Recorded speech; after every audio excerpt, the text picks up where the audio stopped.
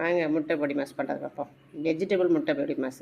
கோஸு, தக்காளி, வெங்காயம், முட்டை 2 இதெல்லாம் பொடியை அரிஞ்சு வச்சுக்கணும். முட்டை 2 எடுத்துக்கணும்.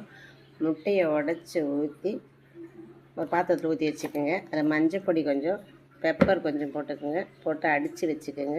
தோசைக்கல்லில் எண்ணெய் ஊற்றி சூடு பண்ணிவிடுங்க. முட்டையில் வந்து கொஞ்சம் 2 மிளகாத்தூள் போட்டுக்கோங்க. ஏன்னா வெஜிடபிள் போடுறதுனால கொஞ்சம் காரம் தெரியும் இல்லையா, அதனால் கொஞ்சம் மிளகாத்தூள் போட்டு அடித்து வச்சுக்கலாம். எண்ணெய் காஞ்சதும் கருவேப்பிலை போடுங்க. கருவேப்பிலை பொரிஞ்சதும் நம்மளுடைய கோஸு போடுங்க. நம்ம அரிஞ்சு வச்சுருக்க பொடியை அரிஞ்சு வச்சு கோஸை போடுங்க. கோஸு நல்லா வதக்கினதுக்கப்புறம் வெங்காயம், தக்காளியுடைய விதையை எடுத்துருங்க. 2த்தையும் சேர்த்து நல்லா வாட்டி எடுத்துக்கோங்க. அதை வதக்கினதும் உப்பு போட்டுருங்க. தேவையான அளவு உப்பு அதில் போட்டுட்டு மறுபடியும் அதை நல்லா வதக்குங்க.